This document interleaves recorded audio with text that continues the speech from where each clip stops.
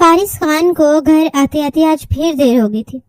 ضروری میٹنگ کرتے رات کے 11 بج چکے تھے. فارس خان حساس ادارے کی ایک سینئر پوسٹ پر فائز تھا اور اکثر و بیشتر اس کو اسی طرح گھر آتے دیر ہو جاتی تھی. گاڑی چلاتے ہوئے تھکاوٹ سے بھرپور ایک نظر اس نے اپنی کلائی پر بندھی ریسٹ واچ پر ڈالی. آج پھر مجھے صرف چائے ہی پینی پڑے گی. اس وقت بھلا کون کھانا بنا کر دے گا، اور خود تو مجھ میں بالکل ہمت نہیں کچھ بنا کر کھا لوں. حالانکہ بھوک زوروں کی لگی تھی. اس نے ایک تھکی سانس خارج کرتے ہوئے سوچا، یوں تو ہوٹل کھلے ہوتے تھے مگر ایک عرصہ گھر سے دور رہتے ہوئے اتنی ہوٹلنگ کی کہ اب ہوٹل کے کھانوں سے بھی بیزار ہو چکا تھا.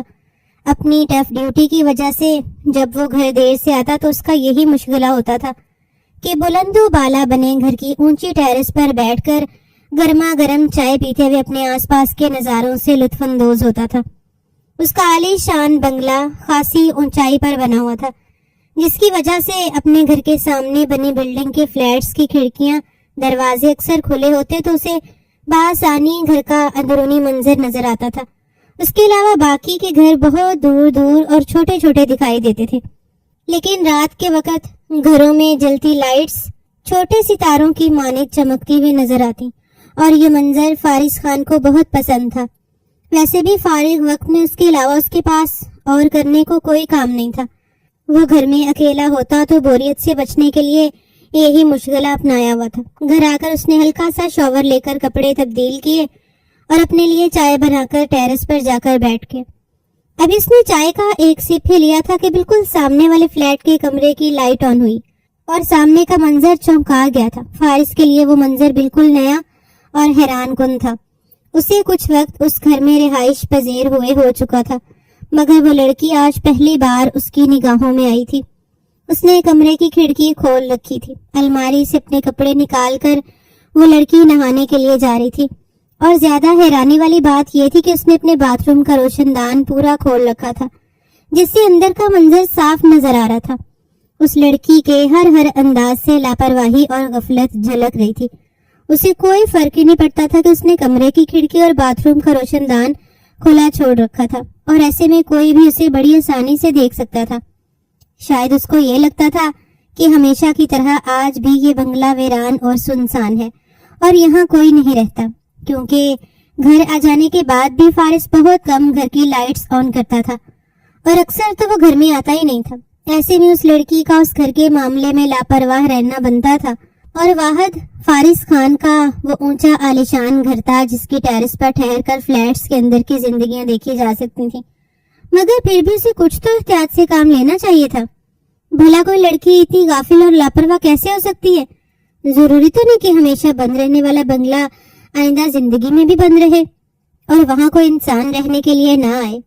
گھر رہنے کے لیے بنائے جاتے اور اس گھر کو بھی کوئی خرید سکتا تھا، جیسے میں اب خرید چکا ہوں، اور اس لڑکی کو پتہ ہی نہیں کہ وہ اس وقت میری نظروں کے حصار میں ہے. فارس بڑی حیرت سے سوچتے ہوئے اس لڑکی کی حرکات و سکنات بغور ملاحظہ کر رہا تھا. اسے لگا تھا شاید کپڑے اتارنے سے پہلے وہ کھڑکی اور روشن دان بند کر دے گی، مگر فارس کی حیرت کی انتہا نہیں رہی جب اس لڑکی نے انتہائی نارمل طریقے سے خود کو بے لباس کیا اور نہانے لگی. فارس پتھر کا ہو چکا تھا. ہونٹوں کی طرف جاتا چائے کا کپ جہاں کا تہاں کھڑا رہ گیا تھا. زندگی میں پہلی بار فارس کی نظروں نے ایسا منظر دیکھا تھا. وہ اپنے ہوش کھو بیٹھا تھا. وہ لڑکی بلا شبہ انتہائی حسین تھی. اس کا خوبصورت گداز بدن، دودھ جیسا سفید رنگ اور مکمل حسین وجود، حسن میں اپنی مثال آپ رکھنے والی وہ لڑکی کسی اچھے خاصے سمجھدار اور ذی ہوش انسان کے حواس اڑانے کا مکمل اختیار رکھتی تھی. اس کا نوخیز حسن دیکھ کر فارس کا دل انتہائی تیز رفتاری سے دھڑکنے لگا تھا. اس کی کیفیت بہت عجیب ہو رہی تھی. اسے یہ بھی یاد نہیں تھا کہ وہ بہت زیادہ تھکا ہوا تھا اور چائے پی کر سونا چاہتا تھا، بلکہ اس وقت تو اسے صرف وہی لڑکی اپنے آس پاس دکھائی دے رہی تھی اور اس کا دل کہہ رہا تھا کہ وہ لڑکی اس کی آنکھوں کے سامنے یوں ہی رہے اور وہ اسے دیکھتا رہے. فارس بہت دل جمی سے یہ منظر دیکھنے میں محو تھا. جب اسے اپنے موبائل کی رنگ ٹون سنائی دی، اس کی نظروں کا تسلسل ٹوٹا تو بہت بیزاری سے موبائل اٹھایا، مگر نمبر دیکھ کر فوراً کال اٹینڈ کر لی اور کمرے کی جانب بڑھ گیا۔ کال اس کے سینئر آفیسر کی تھی جو اٹینڈ کرنا بہت ضروری تھا، اور حساس ادارے سے منسلک ہونے کی وجہ سے اسے کالز پرائیویٹ ہو کر سننی پڑتی تھیں، لہٰذا کمرے میں جانا ضروری تھا۔ اگر کال ضروری نہ ہوتی تو فارس کبھی کال اٹینڈ نہ کرتا اور ٹیرس پر ہی بیٹھا وہ خوشنما منظر دیکھتا رہتا۔ فارس نے بہت بے دھیانی سے اپنے آفیسر کی تمام ہدایت سنی تھی، پھر جلدی سے ساری بات کو سمیٹ کر کال کاٹتے ہوئے باہر کی جانب بڑھا تاکہ دوبارہ اس ملکوتی حسن کی مالک لڑکی کو دیکھ سکے، مگر افسوس کمرے کی لائٹ آف ہو چکی تھی، وہ لڑکی وہاں سے غائب تھی۔ فارس کا دل ایک دم سے اچاٹ ہو گیا، اب اس کا کہیں بھی دل نہیں لگ رہا تھا، بار بار وہی منظر اس کی آنکھوں میں گھوم رہا تھا۔ وہ ساری رات اس نے بہت بے چینی سے بستر پر کروٹ بدلتے گزاری۔ اس لڑکی کے حسین وجود نے فارس کی تمام سوچوں کا رخ اپنی طرف موڑے رکھا۔ اس کا ہر انداز اور خوبصورت وجود فارس کے ذہن پر نقش ہو چکا تھا، اور وہ چاہ کر بھی خود کو اس لڑکی کی یاد سے جدا نہیں کر پا رہا تھا۔ ساری رات جاگتے رہنے کی وجہ سے فارس کی آنکھیں سوجی ہوئی تھیں اور اس کا سر بھاری ہو رہا تھا۔ اس نے بے دلی سے ناشتہ کیا، چائے کا کپ پی کر وہ اپنے آفس روانہ ہو گیا، مگر آج وہ پہلے کی طرح پھرتی اور جوش نہیں دکھا رہا تھا۔ حالانکہ وہ اپنے کام کے حوالے سے بہت سنجیدہ مزاج تھا، مگر آج کسی بھی کام میں اس کا دل نہیں لگ رہا تھا۔ اس نے بہت بے چینی سے پورا دن کاٹا اور شام ہوتے ہی اپنے گھر کی طرف روانہ ہوا۔ اس کے پورے وجود میں بے چینیاں بھری ہوئی تھیں۔ گھر آتے ہی بے اختیار اس نے قدم ٹیرس کی طرف بڑھائے، مگر فلیٹ میں مکمل خاموشی چھائی ہوئی تھی۔ فارس کمرے میں چلا آیا، کپڑے بدلے، کھانا کھا کر بستر پر لیٹ گیا۔ لیٹتے ہی اسے گہری نیند نے آن گھیرا۔ وہ ساری رات کا جاگا ہوا اور سارے دن کا تھکا ہوا تھا، لہٰذا نیند میں جاتے اسے 1 منٹ بھی نہیں لگا تھا۔ تقریباً وہ آدھی نیند کر چکا تھا جب پیاس لگنے سے فارس کی آنکھ کھلی۔ اس نے گھڑی پر ٹائم دیکھا تو رات کے 11 بج رہے تھے۔ فارس نے پانی پیا اور پھر سگریٹ کی ڈبی اٹھا کر ٹیرس پر چلا گیا۔ اسے سگریٹ کی طلب ہو رہی تھی، اور تب سگریٹ پھونکتے ہوئے اس نے دیکھا فلیٹ کے اس کمرے کی لائٹ آن ہوئی اور وہ لڑکی نمودار ہوئی۔ فارس کے دل کی دھڑکن بڑھ گئی۔ وہ لڑکی پورے کمرے میں ناچتی پھر رہی تھی۔ اس نے انتہائی سادہ سا لباس پہن رکھا تھا، مگر سادگی میں بھی وہ غضب ڈھا رہی تھی۔ گانے کے بول پر اس کا وجود اسی انداز میں تھرکتا اور بل کھاتا تھا۔ وہ ساتھ ساتھ گانا بھی گا رہی تھی اور اپنے ہاتھوں کی مرمری انگلیوں کو مستی میں نچا رہی تھی۔ کل کی طرح آج کے منظر نے بھی فارس کو محصور کر دیا تھا۔ وہ لڑکی لاپرواہ ہونے کے ساتھ ساتھ بہت معصوم بھی تھی۔ ناچتے ہوئے وہ لڑکی فارس کو مکمل طور پر پاگل کر چکی تھی۔ بے اختیار فارس کا دل چاہا وہ اٹھ کر اس لڑکی کے پاس پہنچ جائے اور اس کو چھو کر دیکھے۔ اس کی نازک مومی انگلیاں دیکھ کر فارس کو اپنی پیانو ٹیچر کی بے تحاشا یاد آئی تھی۔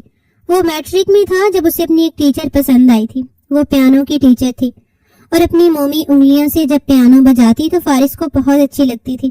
وہ ٹین ایج لڑکا تھا اور اپنی ٹیچر کو دل سے پسند کر بیٹھا تھا۔ اپنی پیانو ٹیچر کی مرمری انگلیاں فارس کے ذہن میں ہمیشہ کے لیے نقش ہو چکی تھیں۔ آج اس لڑکی کی انگلیوں نے پیانو ٹیچر کی یاد تازہ کر دی تھی۔ اس وقت تو فارس کو لگتا تھا کہ اس کی ٹیچر سے زیادہ حسین عورت اس دنیا میں کوئی نہیں ہوگی، مگر آج اس لڑکی نے فارس کو مجبور کر دیا تھا کہ وہ اپنی پیانو ٹیچر کو مکمل طور پر بھول کر اس لڑکی کے عشق میں گرفتار ہو جائے۔ فارس نے بے اختیار اپنی جیب سے موبائل نکالا تھا کہ اس لڑکی کی تصویر بنا سکے، مگر افسوس وہ لڑکی ایک بار پھر سے اپنے کمرے کی لائٹ آف کر کے وہاں سے جا چکی تھی۔ کچھ سوچ کر فارس نے اس فلیٹ کی تصویر بنا لی۔ یوں تو اس کی یادداشت غضب کی تھی۔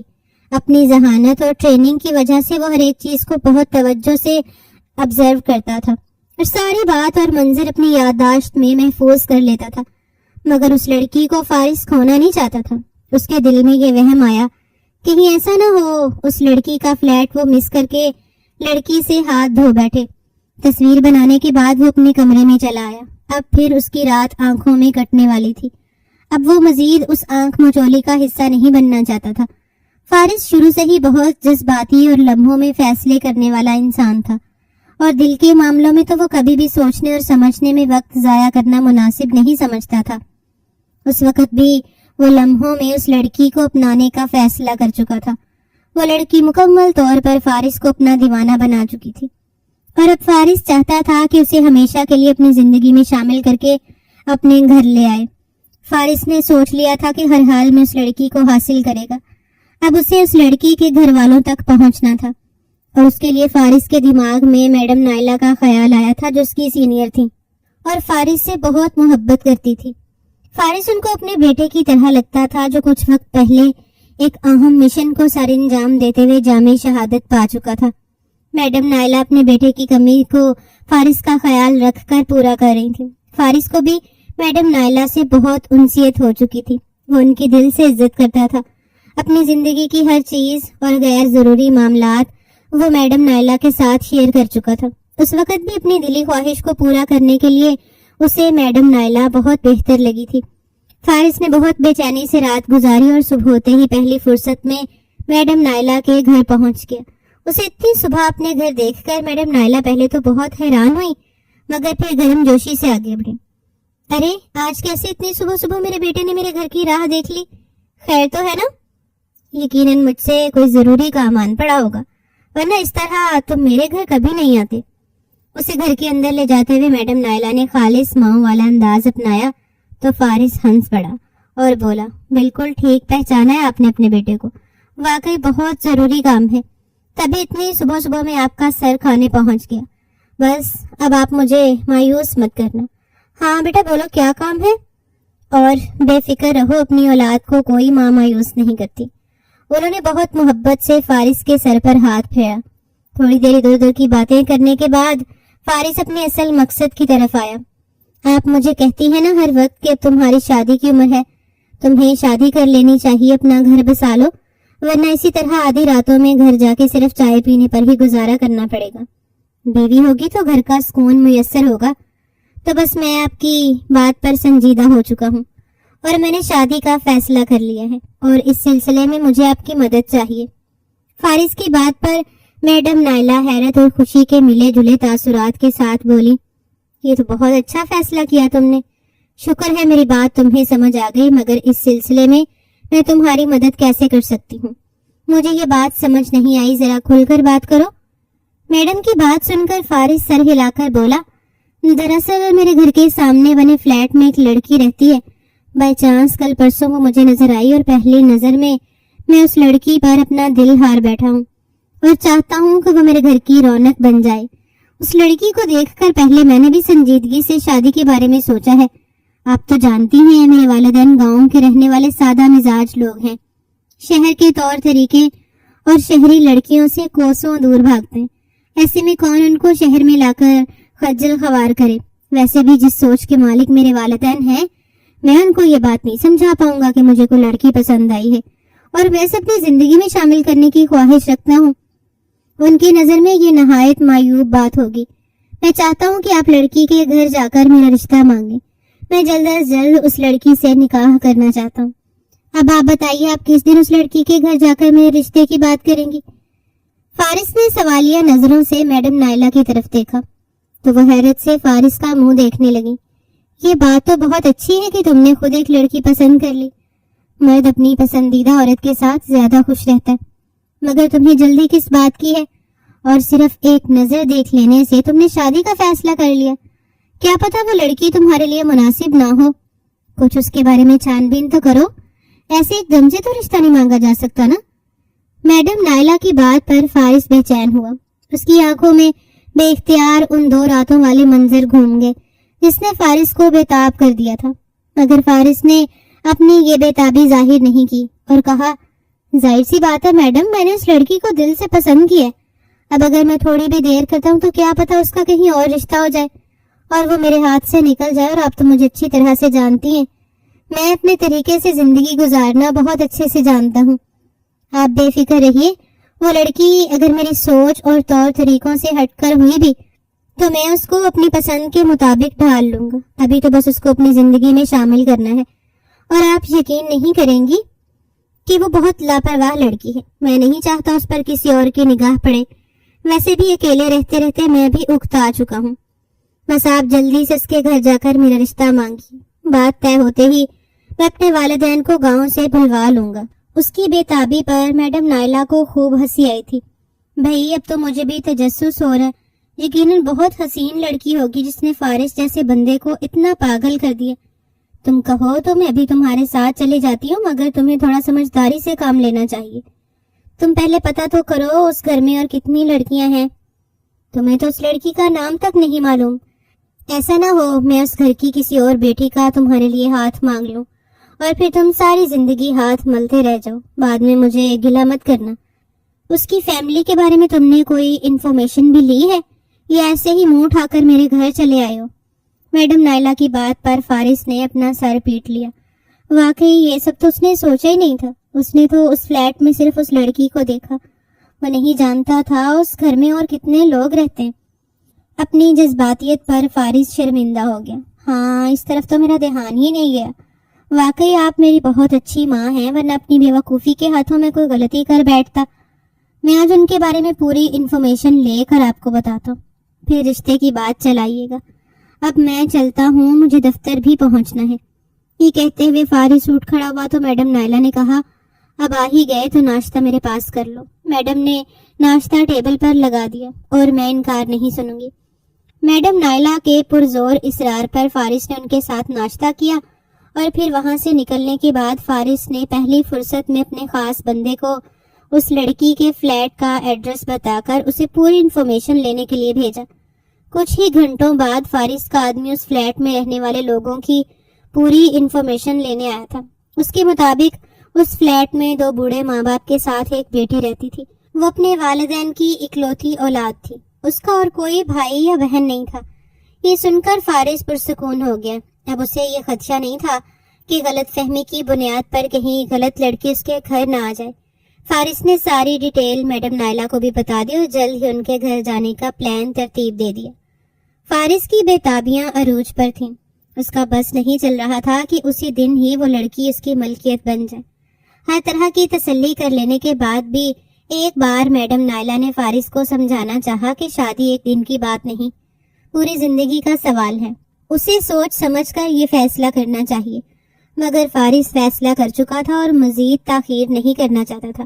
اس کے تاثرات دیکھتے ہوئے میڈم نائلہ نے بھی مزید کوئی بحث نہیں کی اور ایک روز اس لڑکی کے گھر رشتہ لینے پہنچ گیا۔ میڈم نائلہ بہت واضح دار اور سلجھی ہوئی خاتون تھی۔ انہوں نے بہت طریقے سے رشتے کی بات چلائی اور لڑکی کے ماں باپ کے سامنے فارس کی اتنی تعریفیں کی کہ اپنی خوبیوں کو سن کر فارس بھی حیران ہوا تھا۔ وہ اتنی خوبیوں کا مالک تھا، یہ بات اسے آج ہی معلوم ہوئی تھی۔ وہ خاصا لاپرواہ اور غیر ذمہ دار انسان تھا، بس یہی خوبی تھی اس میں کہ وہ اعلیٰ تعلیم یافتہ تھا، ایک اچھے عہدے پر فائز تھا اور اچھی شکل و صورت کا مالک تھا۔ مگر میڈم نائلہ نے تو اسے زمین سے آسمان پر پہنچا دیا تھا۔ اتنی تعریفوں کے پل باندھتا دیکھ کر فارس نے دل میں سوچا، اگر اتنی خوبیاں ہیں مجھ میں تو انہوں نے اپنی بیٹی کا رشتہ کیوں نہیں دیا مجھے؟ فارس کو مذاق سوچا، مگر پھر فوراً ہی دل میں خود کو سرزنش کی۔ وہ جانتا تھا میڈم نائلہ ہر حال میں اس کا رشتہ پکا کرنا چاہتی ہیں اور وہ ان کے خلوص کا مذاق بنا رہا تھا۔ اگر وہ اس کے خیالات جان لیتی تو یقیناً اس کا خون کر دیتی۔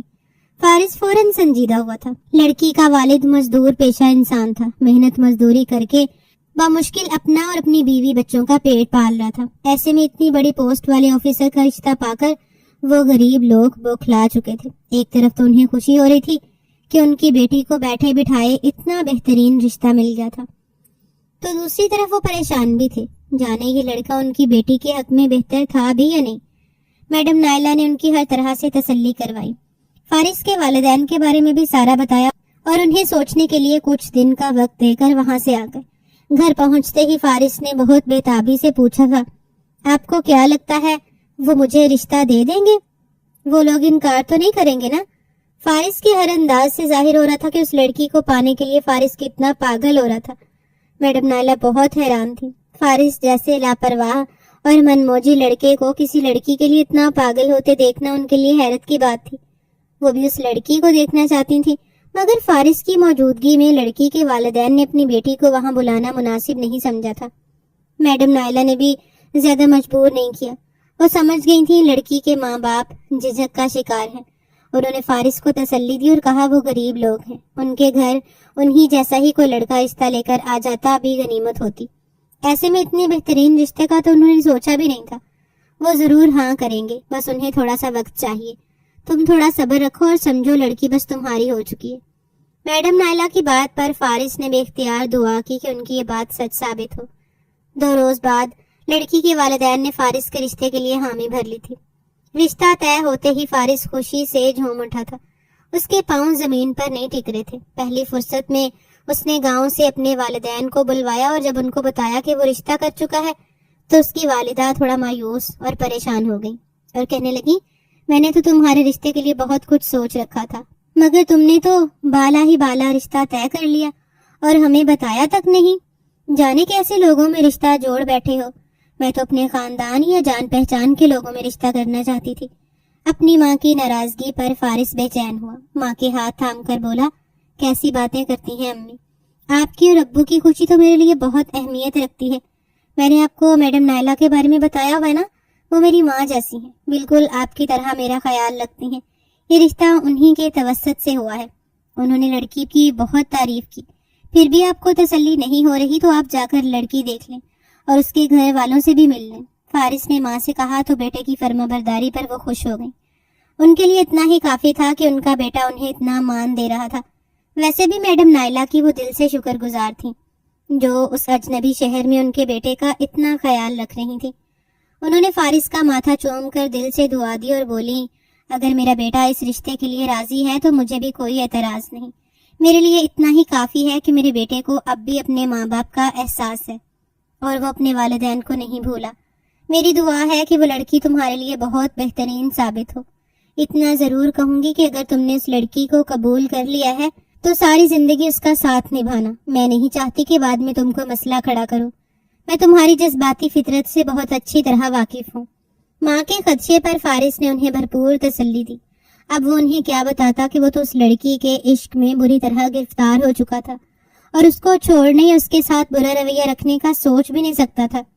پھر فارس کے والدین لڑکی کے گھر گئے، ان سے ملاقات کی اور شادی کے معاملات طے کیے۔ جب لڑکی کو دیکھا تو فارس کی ماں بھی خوشی سے نہال ہو گئی۔ لڑکی واقعی چاند کا ٹکڑا تھی اور لگتا تھا جیسے ان کے بیٹے کے لیے ہی بنائی گئی تھی۔ اس لڑکی کو دیکھ کر ان کے دل سے تھوڑا بہت وہم بھی ختم ہو چکا تھا۔ پھر دیکھتے ہی دیکھتے ایک سادہ سی تقریب میں فارس کا نکاح ہو گیا اور وہ لڑکی افشیں فارس کی دلہن بن کر اس کے گھر آ گئی۔ فارس خود کو ہواؤں میں اڑتا ہوا محسوس کر رہا تھا۔ گھونگھٹ میں بیٹھی اپنی دلہن کو دیکھ کر اس کے جذبات مچل رہے تھے اور بےتابیاں بھی عروج پر تھیں۔ جب میں اسے بتاؤں گا کہ میں نے اسے کب اور کیسے دیکھا تو یقیناً حیران ہوگی اور خوش بھی، جب اسے پتہ چلے گا کہ وہ اپنے شوہر کی منچاہی بیوی ہے، کیونکہ ہر لڑکی کی یہی خواہش ہوتی ہے کہ جس مرد کی زندگی میں وہ شامل ہو وہ مرد اسے دل سے پسند کرے، اور میں تو پہلی نظر میں اس سے محبت کر بیٹھا ہوں۔ یہ سوچتے ہوئے فارس کے لب مسکرا رہے تھے۔ کمرے میں داخل ہونے کے بعد فارس نے بمشکل اپنے لرزتے لہجے کو ہموار کرتے ہوئے سلام کیا اور افشیں کے پاس بیٹھتے ہوئے اس کا گھونگھٹ اٹھایا تو فارس کو ایک جھٹکا لگا تھا۔ اس کے مسکراتے لب سکڑ گئے تھے، ماتھے کی رگیں تن گئی۔ یہ وہ لڑکی نہیں تھی جسے فارس نے دیکھا تھا، بلکہ یہ اس لڑکی سے بالکل مختلف تھی۔ ایسا کیسے ہو سکتا ہے؟ اس گھر میں تو ایک ہی لڑکی رہتی تھی، تو پھر مجھے اور شکل کی لڑکی کیسے مل گئی؟ اس کو گہری نظر سے دیکھتے ہوئے فارس نے سوچا اس کا دل عجیب سے احساسات میں گھر چکا تھا۔ اس کی نظروں سے وہ نروس ہو رہی تھی، مگر فارس نے محسوس نہیں کیا۔ اس کا دل اندھیروں میں ڈوب گیا۔ کچھ دیر اس کو دیکھتے رہنے کے بعد فارس نے اپنے دل سے منفی خیالات کو نکالتے ہوئے سوچا، کیا پتا دور سے دیکھتے ہوئے مجھے اس لڑکی کے نقوش کی سمجھ نہ آئی ہو اور یہی وہ لڑکی ہو۔ اور پھر اسلم خاص آدمی نے بھی تو بتایا تھا کہ اس گھر میں ایک ہی لڑکی رہتی ہے، اور کوئی نہیں تو میرے ساتھ دھوکہ نہیں ہوا، مجھے غلط فہمی ہوئی ہے۔ یہی وہ لڑکی ہے جسے میں پہلی نظر میں پسند کر بیٹھا ہوں۔ فارس نے افشیں کے انتہائی حسین روپ کو اپنی نظروں میں سموتے ہوئے سوچا، مگر ایک رات گزار کر فارس کے شک کی تصدیق ہو گئی۔ یہ لڑکی واقعی اور تھی۔ اس کا پورا وجود اس لڑکی سے مختلف تھا۔ وہ سر سے پیر تک بالکل الگ تھی۔ فارس مایوس ہو چکا تھا۔ اپنی محبت کی ناکامی پر اس کا دل بری طرح ٹوٹا۔ وہ تو سمجھ رہا تھا کہ جسے چاہا وہ مل گئی، مگر قسمت نے اس کے ساتھ عجیب کھیل کھیلا تھا۔ صحیح کہتی تھی میڈم نائلہ، اسے اتنی جلد بازی میں کام نہیں لینا چاہیے تھا۔ کمی تو افشین میں بھی نہیں تھی، وہ بہت حسین اور معصوم تھی، مگر اس لڑکی کے روپ نے فارس کو دیوانہ بنایا تھا۔ ایسے میں افشین کا ساتھ اسے بالکل بھی اچھا نہیں لگ رہا تھا. وہ پہلے ہی دن افشین سے بیزار ہو چکا تھا، لیکن اپنی بیزاری وہ افشین پر یا کسی پر ظاہر نہیں کرنا چاہتا تھا. اس نے اپنی ماں سے وعدہ کیا تھا کہ اس رشتے کو اپنے دل سے نبھائے گا، اور اب اپنے الفاظ میں وہ خود پھنس چکا تھا. فارس کو سمجھ نہیں آ رہی تھی کہ وہ کیا کرے. شادی سے وہ پہلے جتنا جذباتی اور پرجوش ہو رہا تھا، اب اس کے سارے جوش پر پانی پھر چکا تھا اور اس کے جذبات ایک دم سے سرد پڑ گئے تھے. وہ بہت برے دل کے ساتھ اپنے ماں باپ اور بیوی کے ساتھ گاؤں روانہ ہوا، جہاں اس کا ولیمہ بہت دھوم دھام سے ہونا طے پایا تھا. وہ ابھی تک حیران تھا. یہ بات کنفرم ہو چکی تھی کہ اس گھر میں ایک ہی لڑکی رہتی تھی، تو پھر وہ لڑکی کون تھی اور ان کے گھر میں کیا کر رہی تھی؟ یہ بات فارس کی سمجھ میں نہیں آئی تھی. اسے لگ رہا تھا کہیں نہ کہیں کوئی گڑبڑ ہے. فارس نے سوچ لیا تھا کہ وہ حقیقت تک ضرور پہنچے گا، اور کچھ بھی ہو جائے وہ اس لڑکی کو حاصل کر کے رہے گا. گاؤں جا کر فارس کے والدین نے اس کا ولیمہ بہت دھوم دھام سے کیا تھا. سبھی رشتہ دار فارس کی حسین و جمیل بیوی کو دیکھ کر رشک اور حسد کر رہے تھے. وہ تھی بھی بہت پیاری. اپنی نیک فطرت اور اچھی عادات کے باعث اس نے چند ہی دنوں میں سب گھر والوں کے دل میں اپنا مقام بنا لیا تھا. بس ایک فارس تھا جو ابھی تک اسے قبول نہیں کر پا رہا تھا. مگر جب غم کچھ کم ہوا تو افشین کو دیکھ کر وہ سوچنے لگا اس سب میں اس کا کوئی قصور نہیں. وہ تو جانتی بھی نہیں کہ میں اس تک کیسے پہنچا، لہٰذا میں افشین کو سزا نہیں دوں گا. یہ بھی میری بیوی رہے گی، مگر اس لڑکی کو میں ہر صورت حاصل کروں گا. افشین کو گاؤں میں اپنے والدین کے ساتھ رکھوں گا. فارس تہیا کر چکا تھا اور افشین کا خیال رکھ رہا تھا، مگر اپنی بےتابی اور دیوانگی اپنی بیوی پر نہیں لٹا سکا تھا. وہ منظر ابھی تک اس کی آنکھوں سے اوجھل نہیں ہوئے تھے. نہ چاہتے ہوئے بھی وہ افشین کے ساتھ بہت سنجیدہ اور لیے دیے انداز میں رہتا تھا، مگر اس سب پر بھی افشین خوش تھی. اس نے کبھی فارس سے گلہ نہیں کیا، نہ ہی اس کے رویے پر اسے ٹوکا. وہ دل سے فارس کی خدمت کرتی تھی. اس کے رویے پر فارس کو حیرت ہوتی تھی. عجیب لڑکی تھی. شادی کے نئے نئے دنوں میں بھی شوہر کا سرد رویہ دیکھ کر وہ اداس نہیں ہوئی تھی، بلکہ ایسے کھلی کھلی پھرتی تھی جیسے قارون کا خزانہ مل گیا ہو. گاؤں میں 1 مہینہ گزارنے کے بعد جب فارس کی چھٹی ختم ہوئی اور وہ واپس جانے کی تیاری کرنے لگا تو اس کی ماں نے کہا، فارس اگر ہو سکے تو اپنی بیوی کو کچھ وقت کے لیے ہمارے پاس چھوڑ دو. میں اپنی بہو کے ساتھ تھوڑا ٹائم گزارنا چاہتی ہوں. یہ سن کر فارس خوشی سے جھوم اٹھا. وہ بھی تو یہی چاہتا تھا اور اسی فکر میں ہلکان ہو رہا تھا کہ کس طرح افشین کو گاؤں میں روکے اور اکیلا شہر جائے اور اس لڑکی تک پہنچے جس نے اس کی راتوں کی نیندیں تک حرام کر رکھی تھی. اس نے فوراً اپنی ماں کی بات مانی اور افشین کو وہیں چھوڑ کر شہر چلا گیا. وہ پہلی فرصت اس لڑکی تک پہنچنا چاہتا تھا، مگر چھٹیاں زیادہ کرنے کی وجہ سے اس کا کام بڑھ چکا تھا، لہٰذا آتے ہی وہ اپنے ضروری کام میں مصروف ہو گیا اور پھر اسے ایک بہت اہم مشن پر روانہ ہونا پڑا. اس مشن میں فارس پر حملہ ہوا. وہ شدید زخمی ہو کر ہسپتال پہنچ گیا.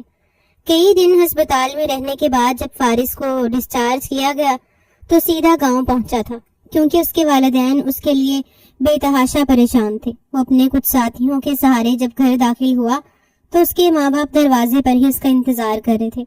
فارس کو اس طرح آتا دیکھ کر تڑپ کر اس کی طرف بڑھے اور روتے ہوئے اپنے بیٹے کی بلائیں لینے لگے. میں ٹھیک ہوں امی، پلیز آپ روئیے نہیں، مجھے تکلیف ہوتی ہے آپ کو روتا دیکھ کر. اور ابو آپ بھی پریشان مت ہوں، معمولی سے زخم ہے، میں جلد ٹھیک ہو جاؤں گا. آپ پلیز امی کو سمجھائیے، جو میری جاب ہے اس میں اس طرح کے زخم آنا بہت معمولی بات ہے. آپ لوگوں کو تو ہمت کا مظاہرہ کرنا چاہیے. اگر اس طرح روئیں گے تو مجھے پریشانی ہوگی، میں ٹھیک سے اپنی ڈیوٹی بھی نہیں کر پاؤں گا. فارس کی بات سن کر اس کے والدین اپنے آنسو صاف کیے. واقعی اپنی پریشانی میں وہ بیٹے کو بھی پریشان کر رہے تھے. اپنے بیٹے کو سہارا دے کر اندر لائے تو افشین اس کے پاس آئی اور بہت بےتابی سے اس کا ہاتھ تھام کر بھیگی آنکھوں سے پوچھنے لگی، فارس آپ ٹھیک تو ہیں نا؟ آپ کو زیادہ چوٹیں تو نہیں آئی؟ مجھے آپ کی بہت فکر ہو رہی تھی، پلیز آپ اپنا خیال رکھا کریں.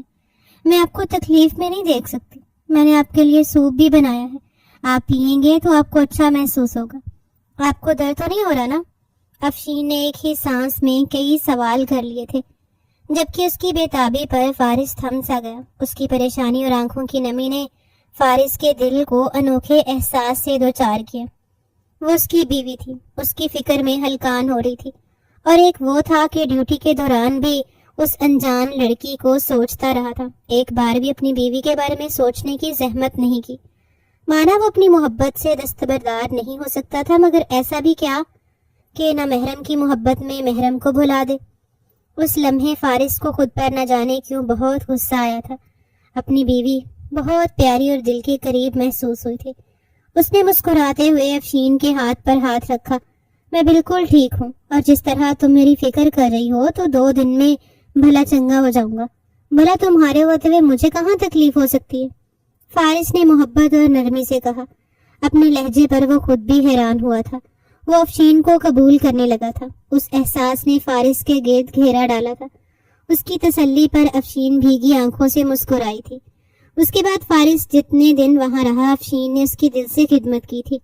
وہ دن رات سائے کی طرح فارس کے آس پاس منڈلاتی رہی تھی، اور تب پہلی بار ہر سوچ، ہر خواہش کو بلائے طاق رکھ کر فارس نے افشین کو جھانچا تھا، اور اسے محسوس ہوا اس کی بیوی اس کے دل میں اپنی جگہ بنا چکی تھی۔ وہ اسے اچھی لگنے لگی تھی۔ افشین کے رویے پر فارس حیران تھا۔ اس نے تو افشین کو اتنی محبت نہیں دی تھی، پھر بھی وہ اتنی بے تابی دکھا رہی تھی۔ یہی بات ایک روز اس نے افشین سے بھی کہہ دی، جب وہ اس کے پاس بیٹھی اس کا بازو دبا رہی تھی۔ میرے سنجیدہ مزاج اور لیے دیے انداز کے باوجود بھی تمہیں فرق نہیں پڑا افشین؟ تو تم میری ایسے فکر کر رہی ہو جیسے میں نے تمہیں بہت پیار دیا ہو۔ کیا تم واقعی اتنی اچھی ہو، یا میرے لیے اتنا اچھا بننے کی کوشش کرتی ہو؟ اس اچانک پوچھے گئے سوال پر افشین پہلے تو چونکی، پھر مسکرا کر بولی، ایسی بات نہیں ہے۔ شروع میں پریشانی ہوئی تھی، مگر پھر میں نے جانا آپ سنجیدہ مزاج ہیں، مگر میری حق تلفی نہیں کی، میرا دل نہیں دکھایا، اور سب سے بڑھ کر مجھے عزت دی۔ اس سے زیادہ اور کیا چاہیے؟ پھر آپ کو تو میں نے دعاؤں میں مانگا ہے، تو بھلا آپ کا ساتھ پا کر میں کیوں خوش نہیں ہوں گی؟ افشین کی بات پر فارس کو کرنٹ لگا تھا۔ کیا مطلب؟ تم مجھے دعاؤں میں مانگتی رہی ہو؟ اس کی حیرانگی پر افشین مسکرائی اور بولی، جی ہاں، ایسا ہی سمجھ لیں، آپ کو ہی میں نے دعاؤں میں مانگا۔ ابا اماں نے مجھے بہت پیار سے پالا، میری محبت اور پرورش میں انہوں نے کوئی کمی نہیں چھوڑی۔ غربت کے باوجود بھی مجھے ہر طرح کا سکھ اور سکون دیا۔ میں خود کو بہت خوش نصیب سمجھتی تھی، مگر کچھ وقت بعد میری زندگی سے سکون رخصت ہو گیا۔ کالج میں داخلہ لیتے ہی بے چینی اور دکھوں نے بسیرا کر لیا تھا۔ میں میٹرک میں تھی جب میرا رشتہ میرے چچا کے بیٹے کے ساتھ ہو گیا۔ وہ بس صحیح تھا، پڑھا لکھا بھی نہیں تھا، اپنے علاقے میں کرانہ کا سٹور چلاتا تھا، لیکن چونکہ وہ میرے والدین کی مرضی سے چنا گیا لڑکا تھا، لہٰذا مجھے کوئی بھی اعتراض نہیں تھا۔ میں نے دل سے اپنے منگیتر کو قبول کیا تھا، مگر وہ کم ظرف نکلا۔ میری خوبصورتی نے اسے عجیب سے وہم میں مبتلا کر رکھا تھا۔ اسے لگتا تھا اگر لڑکی حسین ہے اور کالج پڑھنے جاتی ہے تو یقیناً غلط کاموں میں بھی ملوث ہوگی۔ اس شک کی وجہ سے اس نے میری زندگی اجیرن بنا دی تھی۔ شادی سے پہلے ہی وہ مجھ پر پابندیاں لگانے لگا تھا۔ میں پہلے پردہ نہیں کرتی تھی، مگر اپنے منگیتر کی خوشی کی خاطر میں نے عبایا لینا شروع کر دیا تاکہ اس کی تسلی ہو جائے۔ میں بری لڑکی نہیں تھی، زندگی میں کبھی کسی لڑکے کے ساتھ میں نے بات تک نہیں کی، مگر اپنے منگیتر کی وجہ سے میں پھر بھی احتیاط برتنے لگی تھی۔ پھر بھی اس کو تسلی نہیں ہوئی اور اس نے میری تعلیم پر پابندی لگانی چاہی۔ میں بہت پریشان ہوئی تھی۔ تب ابا میرے لیے اٹھ کھڑے ہوئے اور صاف کہہ دیا، ابھی میری بیٹی میرے گھر میں ہے اور میرے گھر میں صرف میرا حکم چلتا ہے۔ مجھے اپنی بیٹی پر پورا بھروسہ ہے، وہ جتنی چاہے تعلیم حاصل کر سکتی ہے۔ جب وہ تمہارے گھر آئے گی تو تب اس پر روک ٹوک کر لینا، ابھی تم اس کی زندگی مشکل مت بناؤ، ورنہ میں یہ سوچنے پر مجبور ہو جاؤں گا کہ تم سے رشتہ کر کے کہیں میں نے غلط فیصلہ تو نہیں کر لیا۔ حالانکہ ابا نے یہ بات بہت طریقے سے اور سب بڑوں کے درمیان کی تھی، مگر تایا تائی نے بیٹے کو سمجھانے کی بجائے اس بات کا بہت پتنگڑ بنا دیا، اور میرے منگیتر نے کھلم کھلا مجھ پر الزام تراشیاں شروع کر دیں کہ میں ہوں ہی بد کردار لڑکی، اس لیے گھر بیٹھنے کی بات پر بے چین ہو گئی ہوں۔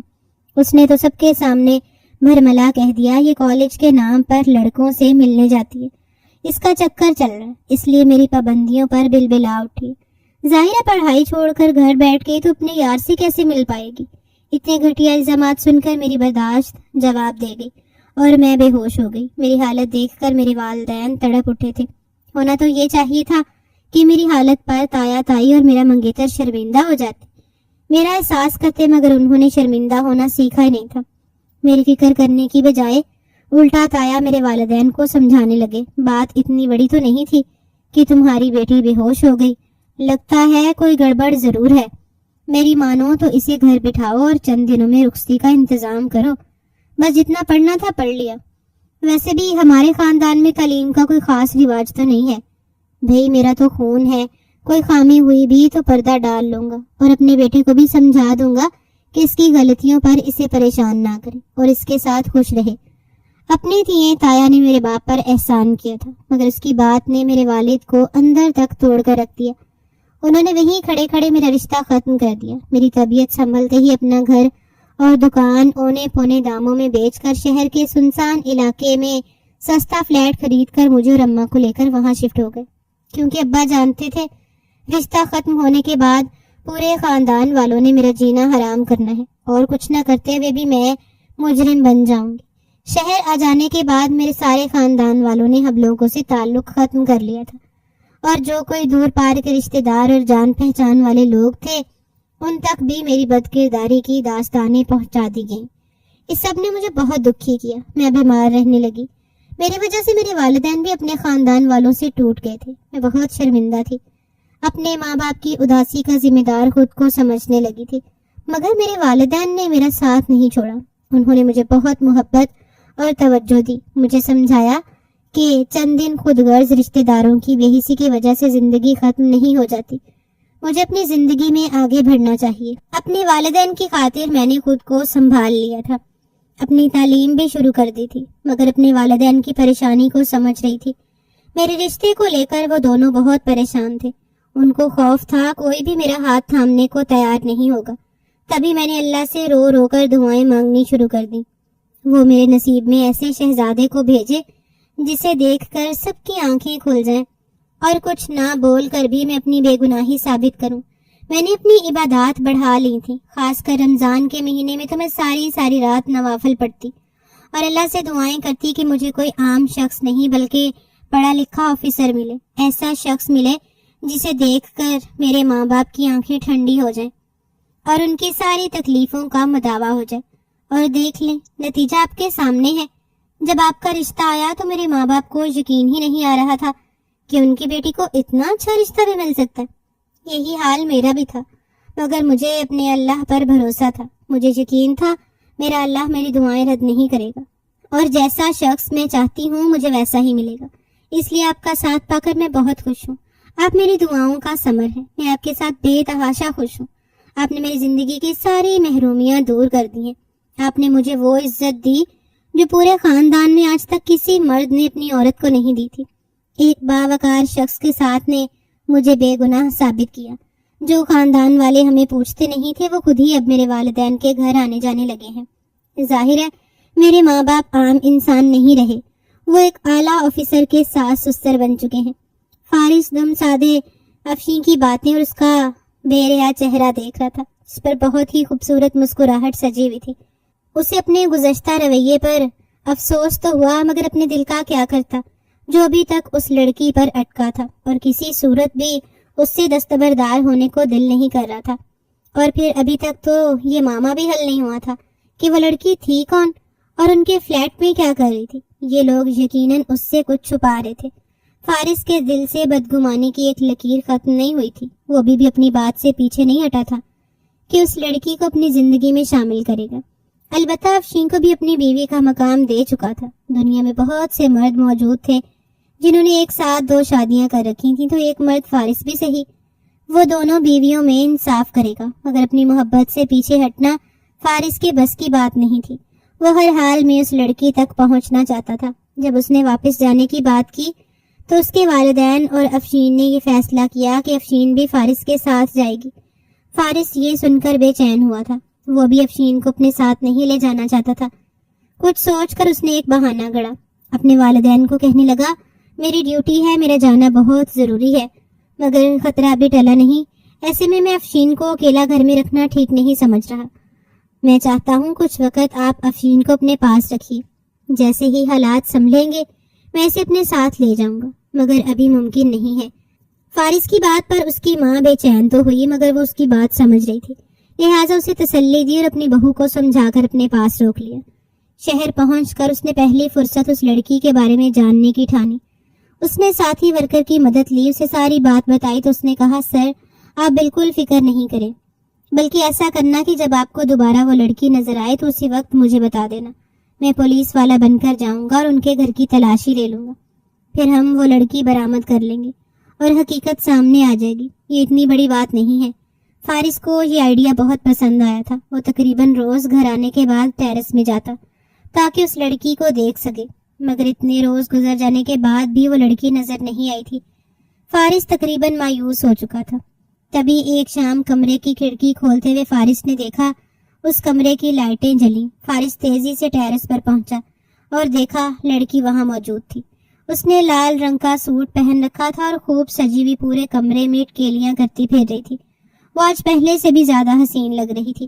پھر اس نے اچانک سے کھڑکی میں آ کر فارس کی جانب دیکھا اور مسکرائی. فارس نے فوراً اپنے ساتھی کو کال کی جو پاس ہی موجود تھا اور چکنا تھا.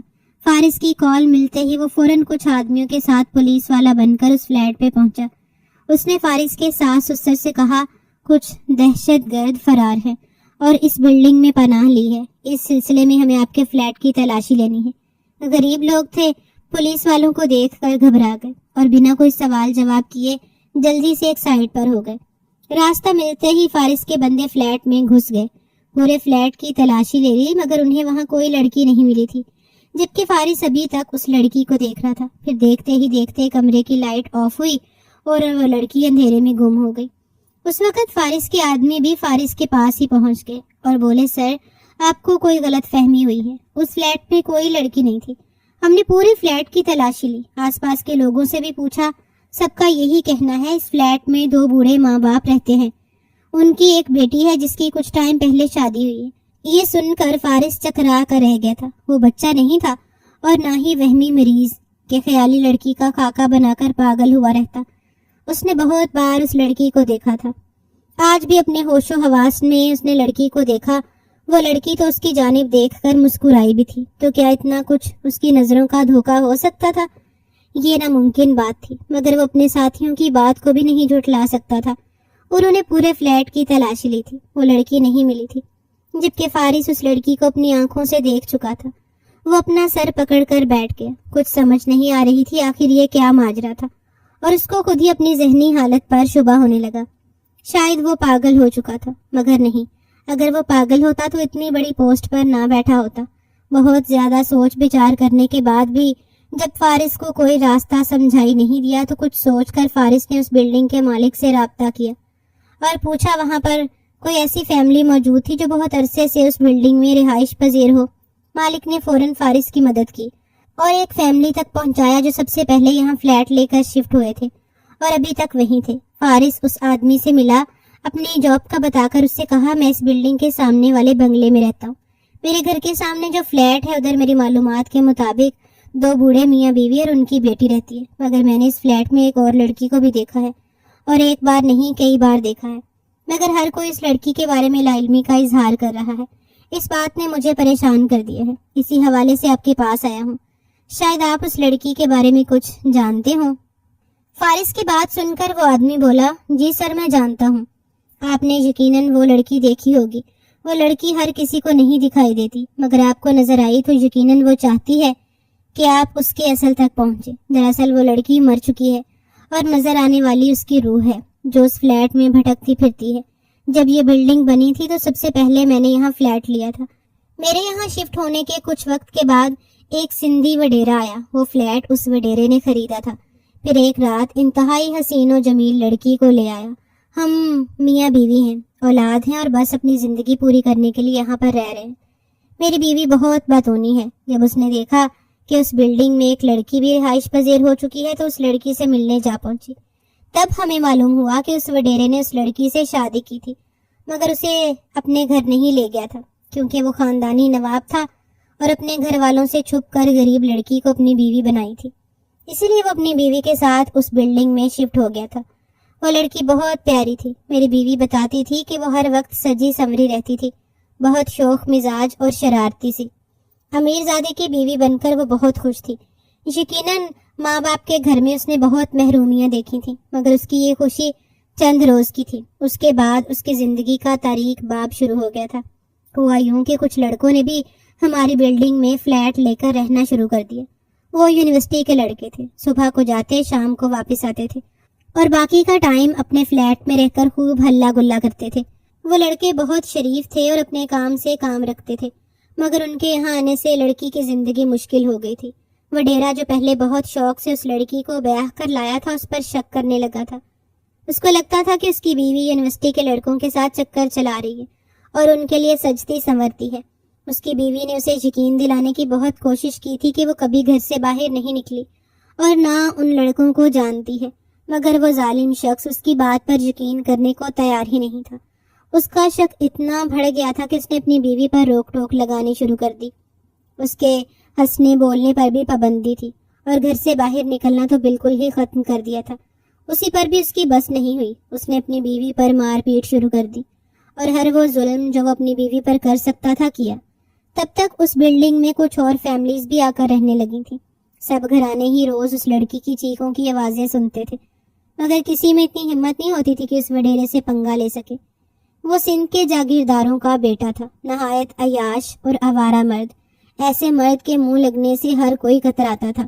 اس لڑکی کی چیخوں پکار سے تنگ آ کر یونیورسٹی کے لڑکے فلیٹ چھوڑ کر چلے گئے تھے تاکہ اس لڑکی کی زندگی میں کچھ سکون آ سکے، مگر اس ظالم وڈیرے کا دل شاید اس معصوم لڑکی سے بھر چکا تھا۔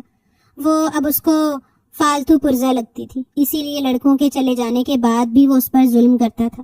پھر اس نے اپنی بیوی کو مکمل قید کر لیا اور اپنا آنا جانا بھی بہت کم کر دیا۔ سننے میں آیا تھا کہ اس وڈیرے نے خاندانی لڑکی سے شادی کر لی ہے اور زیادہ وقت اپنی دوسری بیوی کے پاس ہوتا ہے، جبکہ اس بد نصیب لڑکی کو تو باہر کی دنیا سے محروم کر دیا تھا۔ مسلسل قید اور تنہائی نے اس لڑکی کے ذہن پر برا اثر ڈالا تھا۔ وہ اپنے حواس کھونے لگی تھی۔ کبھی وہ سجتی سنورتی اپنے شوہر کا انتظار کرتی اور پھر شام ہوتے ہی چیخیں مار مار کر رونے لگتی تھی، اور کبھی اونچی آواز میں کہکے لگاتی، ناچتی اور گاتی تھی۔ اس کی بے بسی سے ہمارے دل دکھتے تھے، مگر ہم بھی بے بس غریب لوگ تھے، ایسے ظالم جاگیرداروں کا مقابلہ کرنے کی ہمت نہیں رکھتے تھے، لہٰذا خاموشی کی چادر اوڑھ کر بے حس بنے رہے۔ پھر دیکھتے ہی دیکھتے وہ لڑکی زندگی کی بازی ہار گئی۔ اس کے مرتے ہی وڈیرا فلیٹ بیچ کر یہاں سے چلا گیا۔ اس کے بعد دوبارہ اسے کسی نے یہاں نہیں دیکھا، مگر اس کے کچھ عرصے کے بعد اس فلیٹ سے پھر آوازیں آنے لگی۔ ہم سب بہت حیران ہوئے کیونکہ وہ فلیٹ اب بند پڑا تھا اور وہاں کوئی نہیں رہتا تھا، مگر جب ان آوازوں پر غور کیا تو یہ جان کر جھٹکا لگا تھا کہ وہ آوازیں اسی لڑکی کی تھیں، کبھی روتی ہوئی تو کبھی ہنستی اور کبھی گانا گا کر ناچتی ہوئی۔ اس کی آوازوں سے سب ڈر گئے تھے۔ وہ بدروح تھی جو مرنے کے بعد بھٹکتی پھر رہی تھی۔ بلڈنگ میں رہنے والے جتنے لوگ اس لڑکی کے بارے میں جانتے تھے انہوں نے آوازوں سے گھبرا کر اپنے فلیٹ بیچے اور یہاں سے چلے گئے۔ ایک ہم لوگ ہیں جو ابھی تک یہاں پڑے ہیں۔ ہمیں ان آوازوں سے ڈر نہیں لگتا، بلکہ افسوس ہوتا ہے کہ اس معصوم لڑکی کی زندگی خراب ہوئی، اسی وجہ سے وہ آج تک بے چین ہے۔ آپ کو بھی وہی لڑکی نظر آئی ہوگی سر جی، وہ ڈانس کرتی ہوگی، پورے کمرے میں جھومتی پھرتی ہوگی اور کبھی تو بہت سجی سنوری بھی ہوتی ہوگی۔ ہم نے اب کچھ عرصہ سے اس کی آوازیں بالکل نہیں سنی اور نہ ہی یہاں پر رہنے والے لوگ اس کے بارے میں کچھ جانتے ہیں، مگر اب وہ آپ کو نظر آئی ہے۔ اس آدمی کی بات سن کر فارس پتھر کا ہو چکا تھا۔ اس نے کبھی بھی بھوت پریت اور روحوں والی کہانیوں پر یقین نہیں کیا تھا، مگر اب جو کچھ وہ اپنی آنکھوں سے دیکھ چکا تھا اور حقائق اسے ملے تھے، اس بنا پر اسے اس بات پر یقین ہی کرنا پڑا کہ وہ واقعی روح تھی، کوئی بھٹکی روح جو اسے نظر آئی تھی اور اسے اپنا دیوانہ کر لیا تھا۔ اس کی زندگی کے بارے میں جان کر فارس کو بہت دکھ ہوا تھا۔ اسے اس بات پر بھی یقین ہو گیا تھا کہ واقعی کچھ لوگ جن کی زندگیوں میں تھی اذیتیں اور دکھ بھرے ہوں، وہ مرنے کے بعد بھی بے سکون رہتے ہیں، انہیں کبھی سکون نہیں ملتا۔ فارس نے سوچ لیا تھا کہ اپنے ساس سسر کو طریقے سے اس بات کے لیے قائل کرے گا، وہ اپنے گھر میں قرآن پاک کا ختم کروائیں، شاید قرآن کی تلاوت سے اس لڑکی کی روح کو سکون مل جائے اور اس کی بے چینی ختم ہو۔ اس لڑکی کی حقیقت جان کر فارس کا دل بہت اداس ہوا تھا۔ وہ تو اسے محبت کرنے لگا تھا، اس کو اپنی زندگی میں شامل کرنا چاہتا تھا، مگر معلوم نہیں تھا کہ ان جانے میں ایک روح سے پیار کر بیٹھا تھا جس کا ملنا بالکل ناممکن سی بات تھی۔ اسے خود پر شدید غصہ آیا تھا۔ زندگی میں پہلی بار اپنے جلد بازی میں کیے گئے فیصلے پر پچھتاوا بھی ہوا تھا۔ اگر پہلے اس بارے میں ساری چھان بین کر لیتا تو اسے اتنی پریشانی نہیں اٹھانی پڑتی اور شاید وہ شادی ہی نہ کرتا، مگر پھر یہ سوچ آئی کہ اللہ کے ہر کام میں کوئی نہ کوئی مصلحت ہوتی ہے۔ اگر فارس جلد بازی میں شادی نہ کرتا اور افشین کو اپنی زندگی میں شامل نہ کرتا تو وہ ساری زندگی شاید ایسے ہی دعائیں کرتی رہ جاتی۔ یقیناً یہ افشین کی دعاؤں کا اثر تھا کہ اسے وہ روح نظر آئی، اور اس روح کو پانے کے لیے فارس بے تاب ہو کر افشین سے شادی کر بیٹھا۔ اور یہ بھی ہو سکتا ہے کہ اس روح نے بھی افشین کے دل کا حال جان لیا ہو، وہ اسے اپنے جیسی لڑکی لگی ہو، اس لیے اس کی مدد کرنے کا سوچا اور فارس کو نظر آئی۔ وجہ جو بھی ہو، بہرحال یہ بات طے تھی کہ افشین کو اس کے صبر اور دعاؤں کا پھل ملا تھا، اور اب سمجھ آیا تھا کہ افشین اس کے دل میں اپنی جگہ کیوں بنانے لگی تھی۔ یہ بھی اللہ کا فیصلہ تھا، اس کا افشین سے دل لگنا۔ اگر وہ جذباتی ہو کر افشین کو اپنی زندگی سے بے دخل کر دیتا تو آج ہاتھ ملتا رہ جاتا کہ ایک روح کے چکر میں نیک پاک باحیا اور خوبصورت بیوی سے ہاتھ دھو بیٹھتا۔ فارس نے اللہ کا شکر ادا کیا کہ اس بار اس نے جلد بازی اور جوش سے کام نہیں لیا، بلکہ سمجھداری کا مظاہرہ کرتے ہوئے افشین کو بھی اپنے دل میں جگہ دی، اور آج پچھتاوے اور پریشانی سے بچ گیا تھا۔ ناظرین، ہمارا آج کا ناول آپ کو کیسا لگا؟ کامنٹ سیکشن میں اپنی رائے کا اظہار ضرور کیجیے گا۔